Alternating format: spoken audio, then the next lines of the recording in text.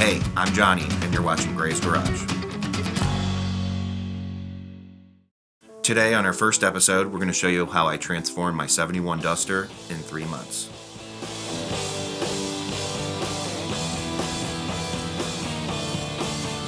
So, a little bit of the background of the story of this Duster starts back when I was a kid, and my dad drove a 71 Challenger RT. It was yellow and rusted and fast. And I just grew up learning to work on old cars and wrenches and climbing under and getting greasy, and I just fell in love with a Challenger, but I fell in love with Dodge, Chrysler, Mopar vehicles. Fast forward to being 17, 18 years old, I bought my second car was a 71 Dodge Dart Swinger, and it was ugly and grandpa and sad and not really cool at all. And a couple years later, I sold that and I bought a 70 Dodge Dart, almost the exact same thing, but it was kind of cooler and had big tires on it, and we jacked it up and we had a good time. I even took it drag racing a few times, and it was pretty pathetic. Later, I was married and had 2 children. I bought a 66 Corvette, again a Dodge, and just fell in love with these old cars. It's been 10 years since I've had an old vintage vehicle, and it started summer of 2021. I started looking to sell or trade one of my motorcycles, and I came across this vehicle on Facebook Marketplace.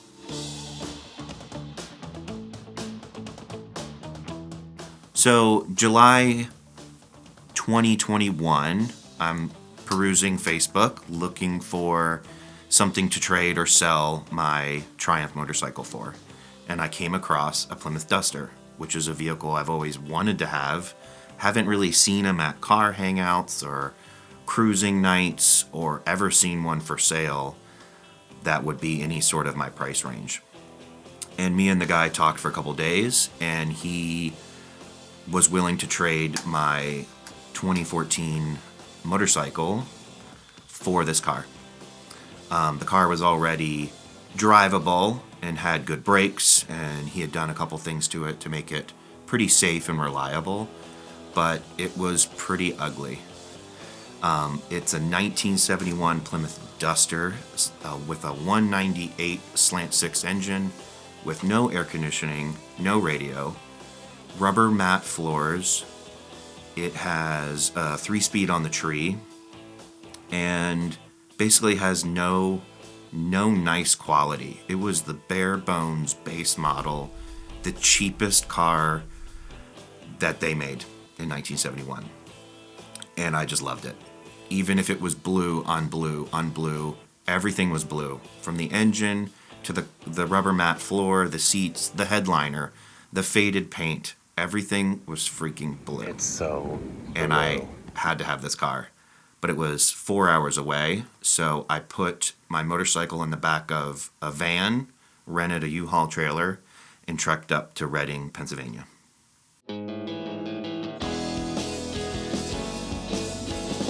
So when I went up to Pennsylvania to pick up this car, we drove it around his neighborhood, and everything seemed good to go, and he gave me a little bit of background about the car. He showed me some evidence that the car was last registered in 1976 by an old lady, which she wouldn't have been old in 1976, but that it was parked around or in 1976 under a carport in central Pennsylvania. Because it was under this carport, it was pretty much unscathed from the weather. It has little or no rust on the car, and only 5,800 miles, which me and a few other car guys have gone over the car and feel is a realistic mileage. The seats, the armrest, the pedals, all those details you look at for a high mileage vehicle just made this car look like it was brand new. But either way, he had the build sheet from underneath the seat. He had the original title from Pennsylvania when it was bought in 1971, and then of course the new title that he signed over to me.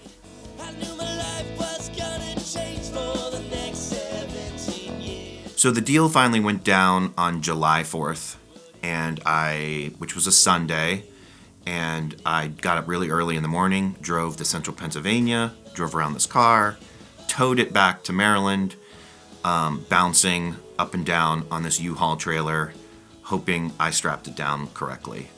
I get it home, take it off the trailer, and immediately drive it around my neighborhood with no tags on it, hoping I don't get a ticket. And then I start to make a plan.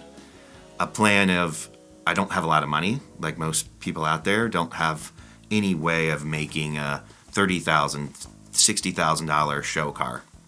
I start coming up with a list of how to do the cheapest, most budget vehicle transformation that looked kind of cool, but also pretty cheap.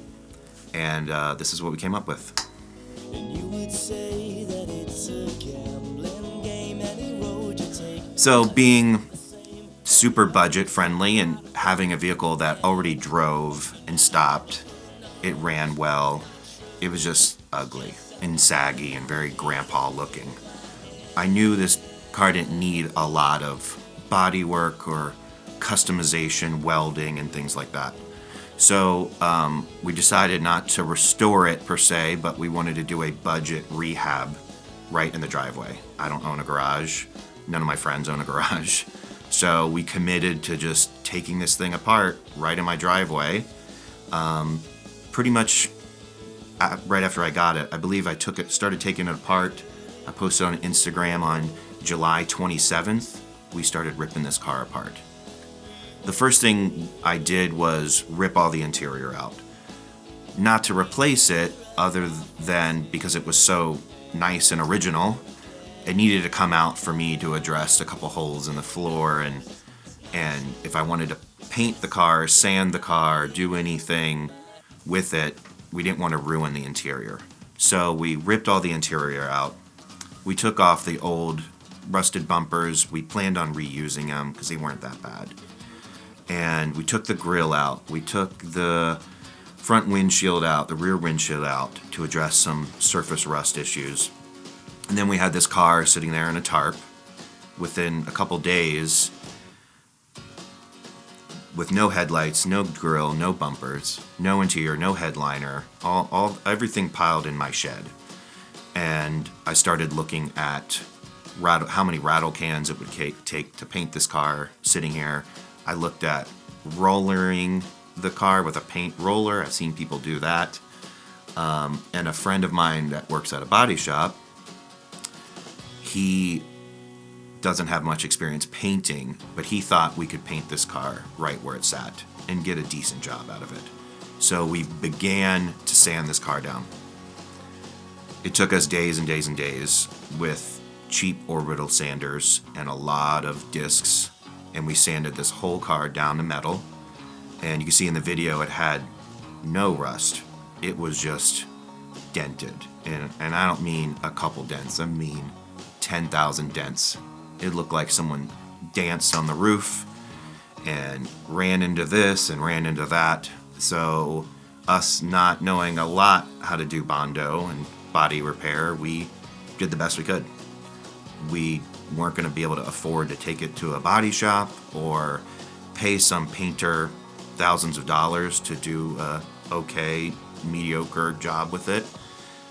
So we sanded and painted the car with primer with a $15 Harbor Freight paint gun. So we're a couple weeks into August now, and the car is in primer gray, and it looks not good. It looks like we sprayed it with spray-on bed liner. The primer feels like there's sand in it. There's bugs in it. There's runs in it. It's a total mess. And I get real frustrated I don't know how I'm gonna fix this. So we sand that primer paint job down again till it was pretty smooth, and fixed a couple more dents with Bondo, and decided painting in my driveway with no protection in the middle of summer wasn't a good idea. So we got on Facebook Marketplace to find a tent. We thought painting it in a tent was gonna solve our problems. and it solved some of them, but not all of them. So we set up this tent, which was only 10 foot wide, and the car is 7 foot wide, so we couldn't open the doors. We couldn't stand in the tent with the car and paint it, so we would paint it with one side lifted up and get that side done and put the side down and lift the other side up, which basically let all the bugs in. And so we ended up sanding and painting this car 5 or 6 times with primer and then white, and then the white was bad, so we sanded that and finally got a good white single stage paint job that looked good enough for being painted in a tent. My friend convinced me to let's sand it one more time so we could clear coat it and make it a much shinier car, because the single stage was a little dull. And I said, okay. And our problems got way worse. The clear coat attracted so many bugs, and it didn't particularly shoot out of our $15 Harbor Freight gun very well. I'm not sure we mixed it properly. I have no idea. But we were getting runs after runs after runs. We'd sand those runs and then create 5 more. We'd sand those runs and get a good clear coat, and then we'd hit the side of the car with the rubber hose. And then we'd have to sand that down and paint it again. The car's been sanded on so many times, I really can't count at this point. But the end result is it's a white car. It's shiny. It buffed out pretty nice. If you look too closely, you'll see a lot of runs in the clear coat. But we did our best. We did it for essentially cost of the paint and a $15 Harbor Freight paint gun. And some of the dents and warblies down the side of the car were bothering me. So we started looking into the sticker kits and maybe wrapping the whole car with a car wrap to try to hide the imperfections. And then I came up with a guy who makes stripe kits for these old Mopars. And I chose a modified Barracuda stripe. And it turned out pretty well.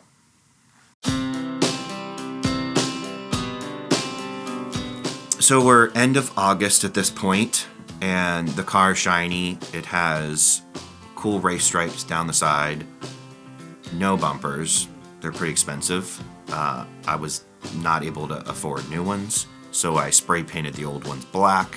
I spray painted the old broken grill black. I super glued some of the plastic sections that were breaking off and then painted it black. All the old polished aluminum or chrome that was in the grill, we painted it black with a spray can. Again, they sell new grills, and they sell new chrome pieces, but all that costs a lot of money, and it seemed unnecessary. So we just bought Rust-Oleum paint, the really big cans, like 3 cans in one with 30% more, because it was black and it was cheap.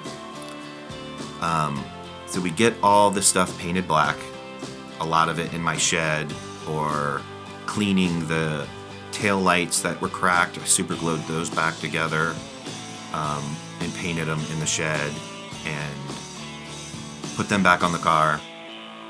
And then I'm trying to decide what to do with the interior. So we get through all that, and I decide to put the interior back in the car. The rubber mat ripped when we pulled it out of the car. It was old and deteriorated. So I got on eBay and found the cheapest carpet insertion, molded carpet for this car, and I think it was like $75. So we bought that, and it came, and it didn't fit properly. It wasn't great. Was very loose. So before we put it in, we went ahead and spray on bed liner the inside of the car to try to protect it from any future water rust issues. We bought Amazon brand insulation rubber noise pads to put down, and then we put the carpet in, and it fit okay. We had to put a lot of weights on it, a lot of glue, and had to trim a lot of the spots around the edges to make it fit the car. But overall, it's new, it's nice, and it fits okay. We put the seats back in, and then my neighbor, who's an interior guy, retired guy named John, helped me do the headliner and the bows, and he and I struggled with this thing for hours and hours and hours, and it looks great. It's new, it's not going to flake any dust or whatever that stuff is, insulation, down in my eyes when we're driving the car anymore. And the car looks great. We put the black bumpers on it, and they looked awful. I bit the bullet and got on eBay and found the cheapest bumpers we could find. They're repop, made in China. Nothing too expensive. Got the cheapest ones, and the chrome isn't great. There's some bubbles in it already, but they were cheap, and we put them on the car, and the car looks awesome. It's sitting there, race stripe, looking so fast, though it's not. It still has the little slant 6 engine in it, which has 85 horsepower, I think, and it's still stuck in first gear.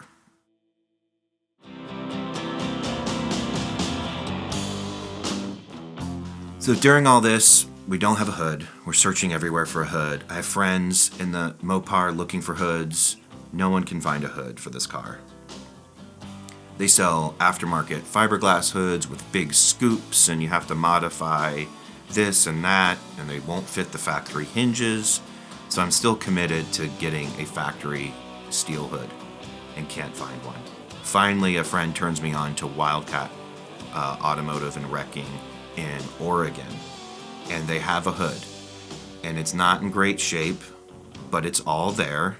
Surface rust, a lot of dents, and most importantly, the little screws or the threads on each side are in good shape. They even sent me a video promising me that the bolts threaded in by hand and were in good shape. So I went ahead and bought this hood. It was very cheap, and they shipped it here. Shipping took 7 weeks because they shipped it by train. And also with COVID going on, getting things shipped from East Coast to West Coast, or West Coast to East Coast, it took a long time. So we finally get the hood, and I've been driving around this car with no hood, putting around my neighborhood and going to the hangout, kind of looking silly, but that's what we had to do. I was trying to enjoy the car before wintertime came. The hood finally came, and a friend of mine who painted the car, we took the hood only to his garage and painted the hood satin black in the garage. And it turned out pretty well, and we got it on the car, and it's been snowing and raining here in Maryland, and we've not been able to enjoy it much. So on the nicer days when it's dry and kind of sunny, me and the kids been taking the car out and having a good time.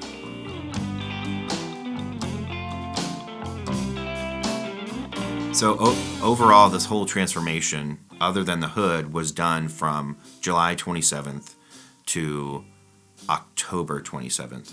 And the car was running, drivable. I had a transmission guy come over, climbed under the car, and he messed with all the linkages, helped me get it unstuck. So the car looks great, it's awesome. We drive it every chance we get, other than the hood, and I think we did a pretty good job.